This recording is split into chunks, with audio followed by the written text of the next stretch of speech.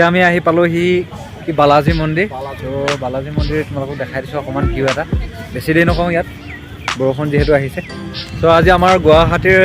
শেষৰটো নাই তো সেইটো কাৰণে আমি আহিলোঁ বালাজী মন্দিৰ আমি আজি অহা কথা নাছিলে কিন্তু আহিলোঁ আৰু তো পাছফালে আছে আমাৰ এয়া ছাতি